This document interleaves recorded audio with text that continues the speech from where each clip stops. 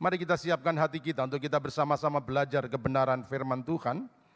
Dan pagi hari ini kita masih belajar tentang manajemen konflik. Untuk itu tema firman Tuhan pada siang hari ini adalah konflik usai, keluarga damai.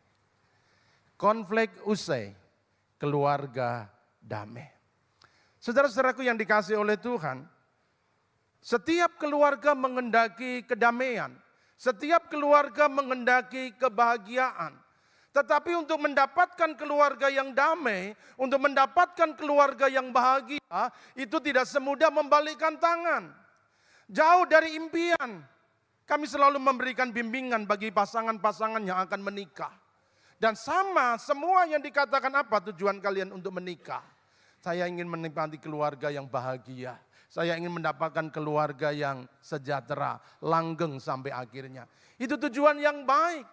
Tetapi kita harus menyadari bahwa kebahagiaan keluarga, kedamaian keluarga itu bukanlah tujuannya. Karena damai, bahagia, sejahtera, langgeng itu adalah akibat dari apa yang kita lakukan di dalam keluarga.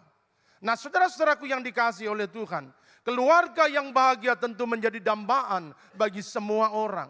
Tetapi untuk mendapatkan kebahagiaan, mendapatkan kedamaian, itu tidak mudah. Kadang-kadang dibutuhkan perjuangan, kadang-kadang dibutuhkan pengorbanan. Bahkan tidak sedikit suami istri harus rela untuk mengalami penderitaan, menelan rasa sakit, demi hadirnya sebuah kebahagiaan, demi datangnya kedamaian di tengah-tengah keluarga. Nah, hari ini mari kita belajar bahwa keluarga yang bahagia itu bukanlah keluarga yang bebas dari konflik. Siapa yang bahagia keluarganya boleh angkat tangan. Saya ingin melihat di antara saudara apakah ada keluarga yang berbahagia hari ini. Tidak banyak rupanya ya. Hanya beberapa saja yang mengangkat tangan. Tapi yang angkat tangan yang bahagia, apakah bebas dari konflik? Tidak. Pak Pendeta bagaimana? Malu kamu ngomong. Pendeta juga nggak bebas dari konflik. Ada masalah, ada konflik yang terjadi.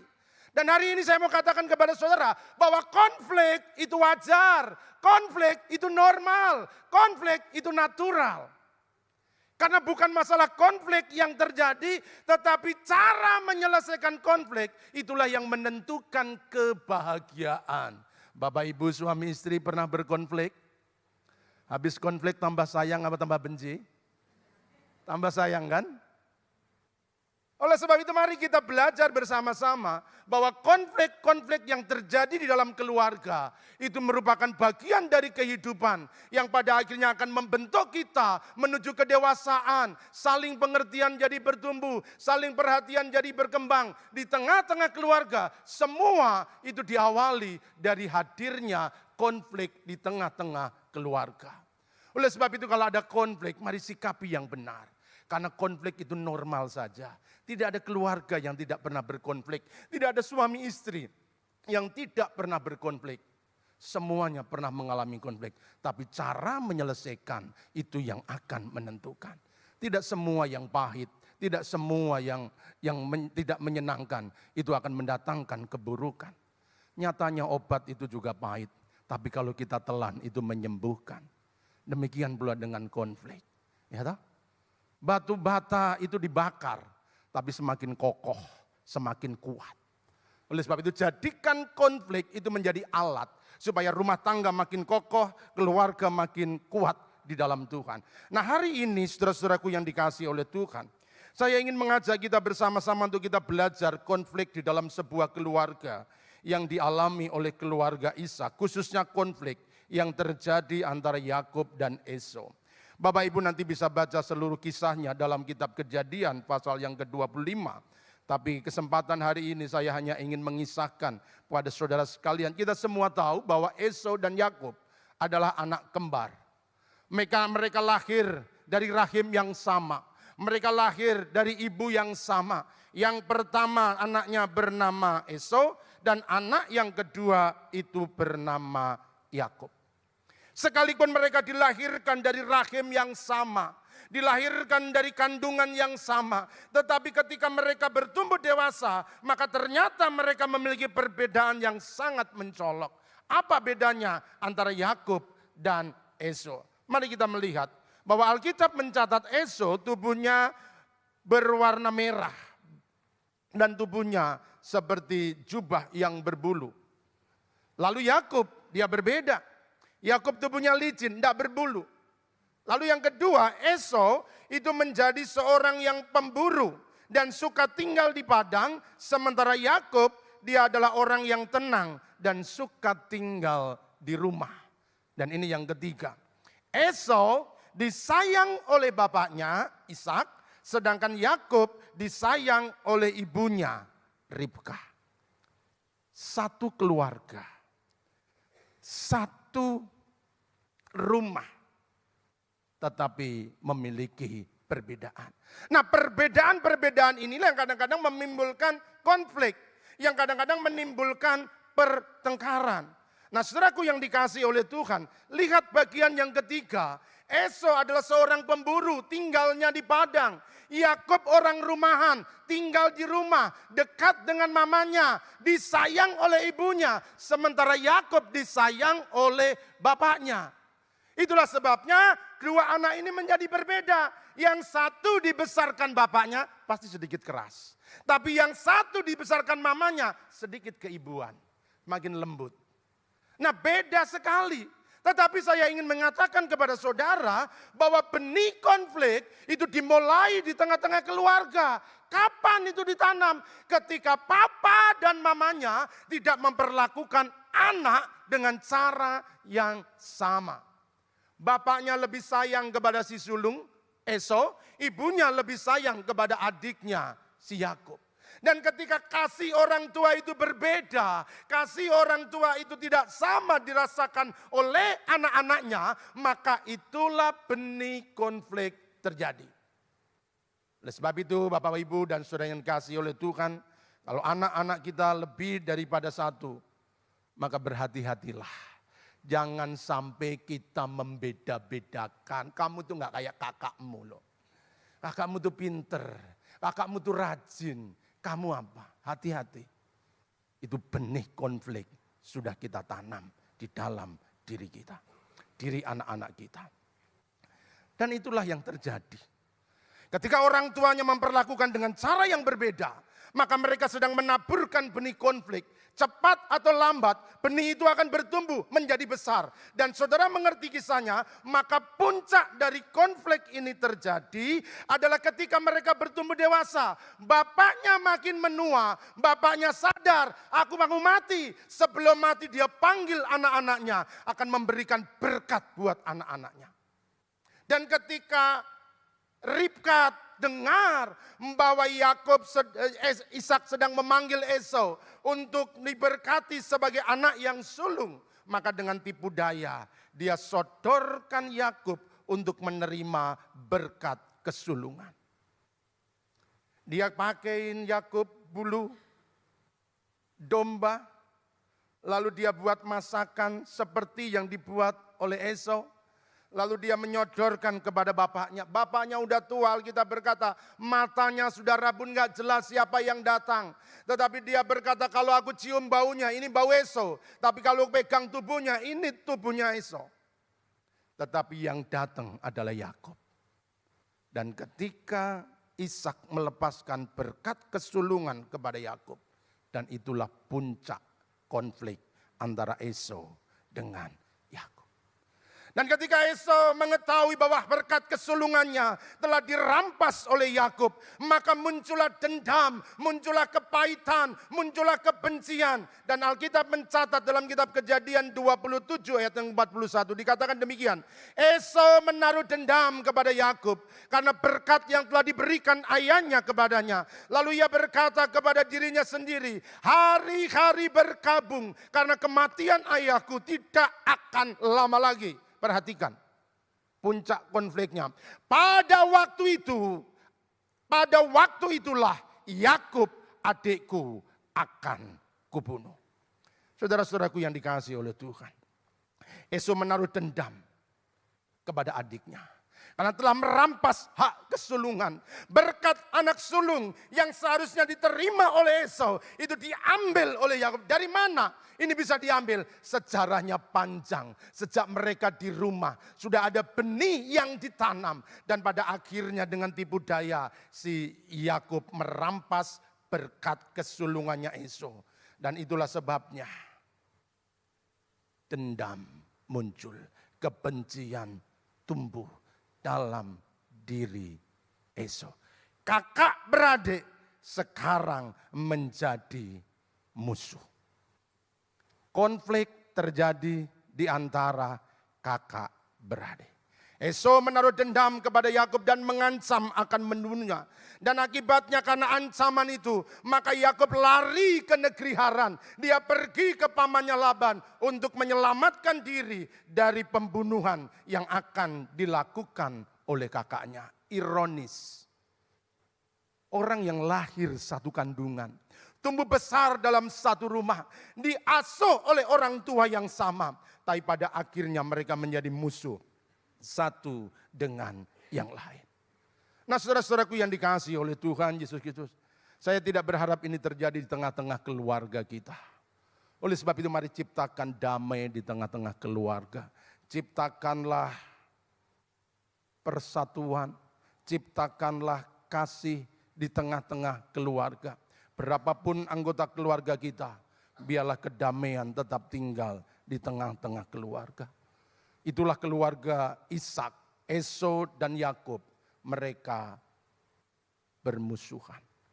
Nah, hari ini kita ingin belajar ketika terjadi konflik di tengah-tengah keluarga, bagaimana cara menyelesaikan konflik itu. Mari kita belajar bagaimana menyelesaikan konflik dengan baik. Yang pertama, ini yang dilakukan oleh Yakub. Bertemulah Allah sebelum bertemu musuhmu.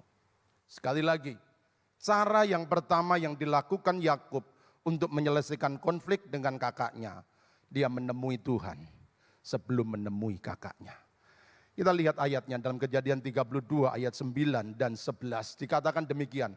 Kemudian berkata Yakub, ya Allah nenekku Abraham dan Allah ayahku Ishak, ya Tuhan yang telah berfirman kepadaku, pulanglah ke negerimu serta sanak saudaramu dan aku akan berbuat baik kepadamu. Ayat yang ke-11, lihatlah yang dia sampaikan kepada Tuhan. Lepaskanlah kiranya aku dari tangan kakakku, dari tangan Esau, sebab aku takut kepadanya. Jangan-jangan ia datang membunuh aku, juga ibu-ibu dengan anak-anaknya.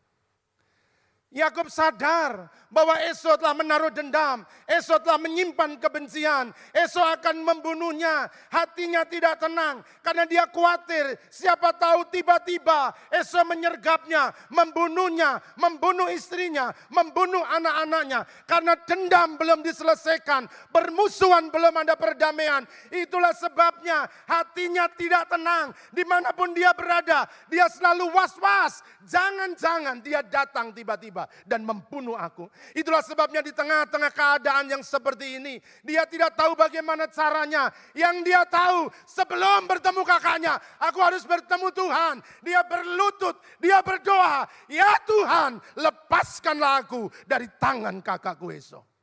Kalau hari ini ada permusuhan di antara keluarga, ada peperangan yang sedang terjadi di antara keluarga, kita tidak tahu apa yang harus kita lakukan. Kita tahu dia sedang bermusuhan, dia sedang menaruh dendam, dia bisa menaruh kebencian. Lipatlah lutut dan katakan kepada Tuhan, Tuhan, aku tahu kakakku sedang marah, aku tahu mertuaku sedang benci, aku tahu iparku sedang iri. Tapi hari ini di dalam nama Yesus, Tuhan bela aku, Tuhan lembutkan hatinya. Jangan pernah datang kepada musuhmu sebelum engkau mendahului datang kepada Tuhan. Serukan, sampaikan semua kepada Tuhan. Belajar dari Esau, dia menyampaikan seluruhnya kepada Tuhan. Sebelum menemui Yakub, sebelum menemui Esau, Yakub bertemu kepada Allah. Sebelum dia berjumpa kepada kakaknya, lebih dahulu dia berjumpa dengan Tuhannya. Bapak Ibu yang dikasihi oleh Tuhan, mengapa kita harus berjumpa lebih dahulu dengan Tuhan? Mengapa kita harus menemui lebih dahulu dengan Tuhan? Saudara perhatikan.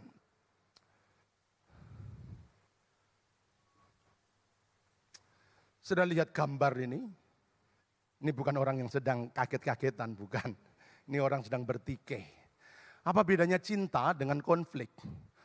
Anak-anak muda pernah bercinta? Orang tua pernah konflik? Cinta jauh di mata, dekat.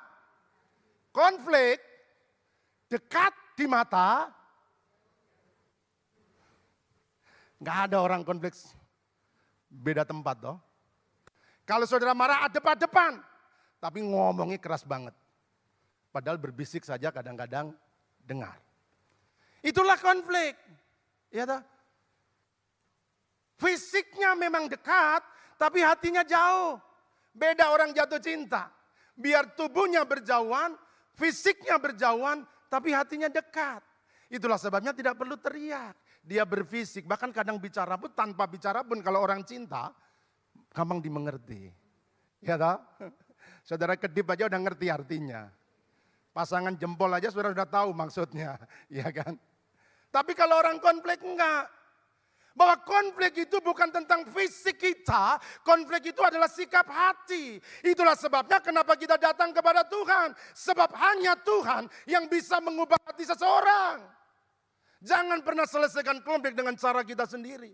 Bawa kepada Tuhan, biar Tuhan yang bekerja, biar Tuhan yang datang mengubahkan hatinya. Kalau saudara datang dengan kemauan kita, datang dengan pikiran kita, datang dengan keahlian kita, yang terjadi pertengkaran menjadi besar.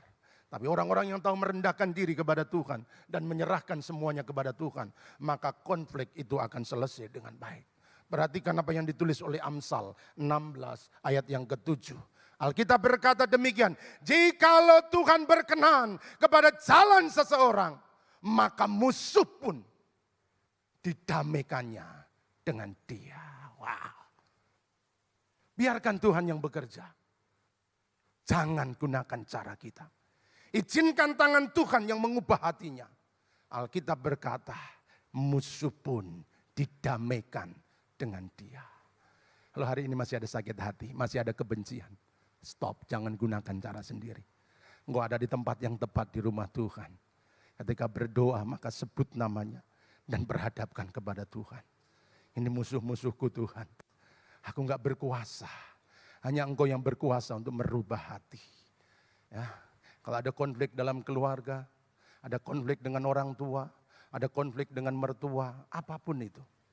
Hari ini bawalah kepada Tuhan. Yang kedua, bagaimana kita menyelesaikan konflik? Yang kedua, bangunlah jembatan dan bukan tembok. Kejadian 2:32 kita lanjutkan ayat 13 sampai 15. Lalu bermalamlah ia di sana pada malam itu. Perhatikan. Kemudian diambilnyalah dari apa yang ada padanya satu persembahan untuk Esau kakaknya. Apa yang dibawa? 200 kambing betina, 20 kambing jantan, 200 domba betina, 20 domba jantan, 30 onta sedang menyusui beserta anak-anaknya, 40 lembu betina, 10 lembu jantan, 20 keledai betina, 10 keledai jantan. Saudara, siapa hati yang gak hancur? Siapa hati yang gak berubah? Kalau musuh dibawakan 200 kambing betina. Lihat kambingnya aja udah nggak apa-apa. Itu lalu, udah berlalu sudah. Nggak usah dipikirin. Yakob tahu bagaimana menyelesaikan konflik. Dia bangun jembatan. Dia bukan mendirikan tembok. Itulah sebabnya sebelum dia bertemu dengan kakaknya, dia kirim persembahan. Dia berikan binatang. Dia berikan seluruh persembahan kepada kakaknya. Ya saudara-saudaraku, tembok, jembatan itu akan menghubungkan, tetapi tembok itu memisahkan. Kalau yang kita bangun tembok, maka pertikaian gak akan selesai. Konflik tidak akan ada jalannya. Konflik tidak akan selesai. Tapi kalau yang kita bangun adalah jembatan, maka konflik itu akan selesai. Percayalah, kalau jembatan yang kita bangun, maka saudara tidak akan pernah jatuh ke jurang. Tidak akan ada kehancuran keluarga. Tidak akan permusuhan yang berlangsung panjang. Kalau jembatan yang kita bangun. Bapak, Ibu, dan saudaraku yang dikasihi oleh Tuhan Yesus Kristus. Ketika konflik itu sedang terjadi, apa yang sedang kita bangun? Jembatan atau kita sedang membangun tembok? Saya perhatikan, ada banyak orang ketika konflik itu terjadi, maka yang dibangun bukan jembatan, tetapi yang dibangun adalah tembok. Suami istri, hari ini jangan bangun tembok, bangun jembatan kalau ada konflik. Tetapi yang sering kami dapati, bahwa yang pertama-tama dibangun itu tembok. Bagaimana? Kapan kita membangun tembok? Saudara perhatikan. Kalau suami istri berantem, lalu pilihannya diam, tembok saudara bangun. Kalau pasangan berantem, lalu pilihannya pergi meninggalkan, saudara sedang membangun tembok. Dan berapa banyak itu menjadi pilihan. Kalau udah ribut suami istri, kadang-kadang suaminya diem meninggalkan, betul?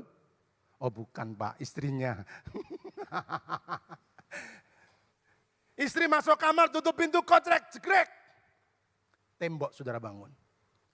Kalau saudara mengusahakan memutuskan komunikasi, maka tembok yang sedang dibangun. Dan selama tembok tidak dirubuhkan, dan saudara mulai membangun jembatan, maka konflik tidak akan pernah selesai. Pernah? Bapak-bapak berapa minggu bertahan? Wah panjang om. Nggak cukup sehari 2 hari, kadang-kadang berbulan-bulan.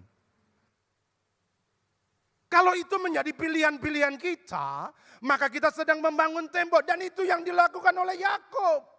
Dia pikir dengan pergi jauh ke Haran, dia akan menganggap persoalannya selesai. Dia pikir waktu nanti akan menyelesaikan. Dengan berjalannya waktu, konflik akan selesai. Tapi nyatanya enggak. Setelah bertahun-tahun di negeri Haran, hatinya terus tidak tenang. Aku belum selesaikan masalahku dengan kakakku. Dia dendam, dia ingin membunuhku. Aku nggak bisa tenang. Di sini aku punya banyak kekayaan. Aku hidup dalam kelimpahan, tapi hatiku nggak tenang. Karena masalahku belum selesai. Saudaraku, setiap persoalan yang kita diamkan, tidak pernah terselesaikan. Sekali lagi, setiap masalah yang kita diamkan tidak pernah terselesaikan. Dan kadang-kadang ada orang bilang begini, Pak, daripada ribut, Pak, daripada berantem, dah biarin aja, diemin aja. Saudara, sekali lagi, itu bukan pilihan yang baik.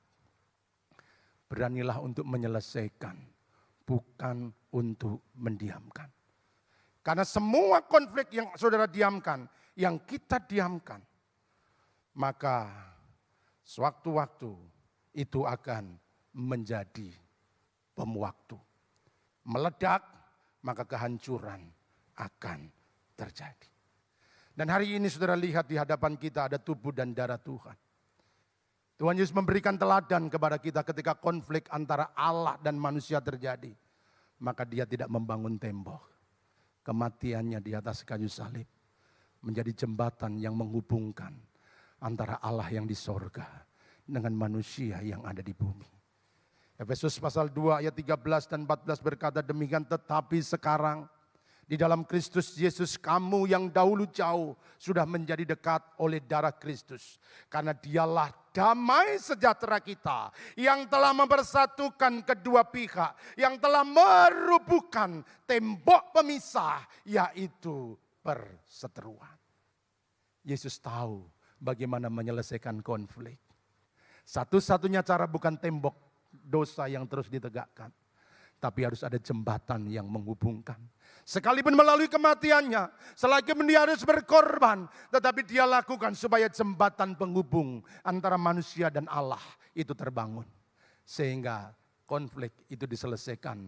Tembok pemisah yaitu perseteruan telah diakhiri melalui kematiannya di Kalvari. Saudaraku mari, kalau memang harus berkorban, biarlah berkorban. Demi berdirinya sebuah jembatan. Kalau memang harus menderita, menderitalah.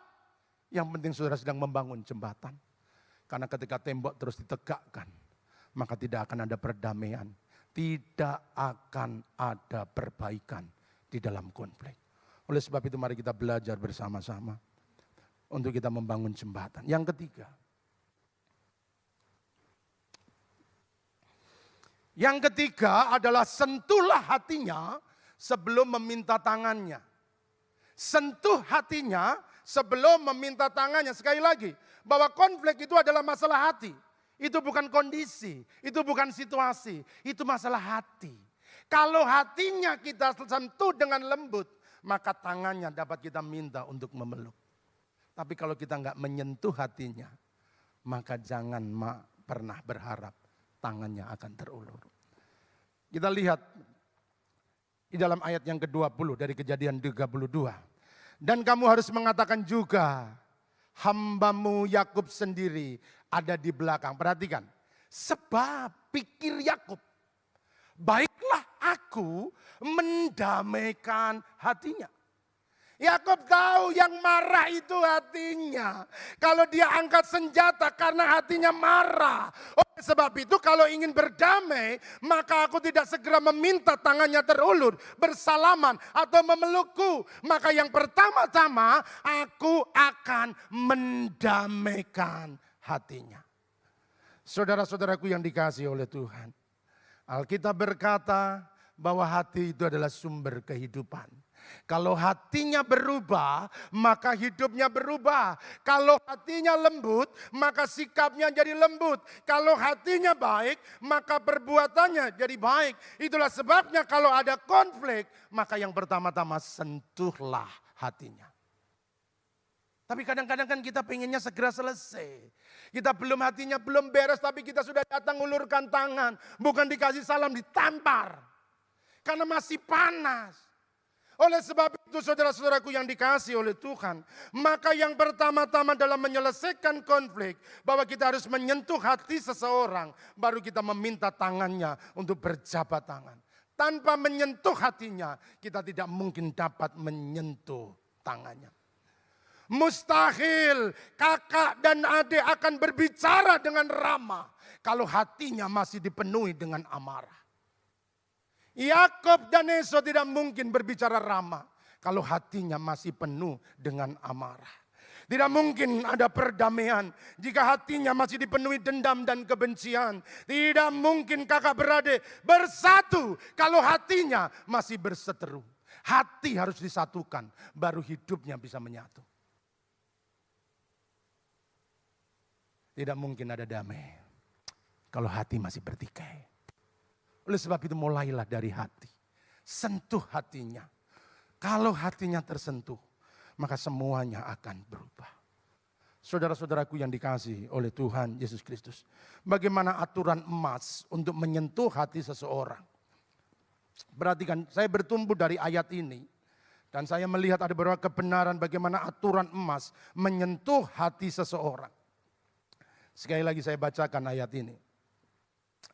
Dan kamu harus mengatakan juga, hambamu Yakub sendiri ada di belakang kami. Sebab pikir Yakub, baiklah aku mendamaikan hatinya dengan persembahan yang diantarkan lebih dahulu. Kemudian barulah aku akan melihat mukanya. Mungkin ia akan menerima aku. Saudara-saudaraku yang dikasihi oleh Tuhan. Yang pertama aturan emas untuk menyentuh hati musuh. Yang pertama saudara harus bersedia untuk mengakui kesalahan. Yakub sadar. Aku salah.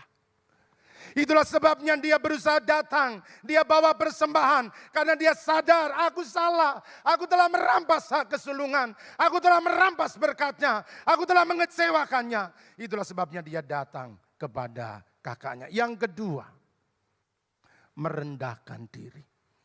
Saudara tahu ayat yang kita baca tadi. Yakub menyebut dirinya sebagai hamba. Katakan.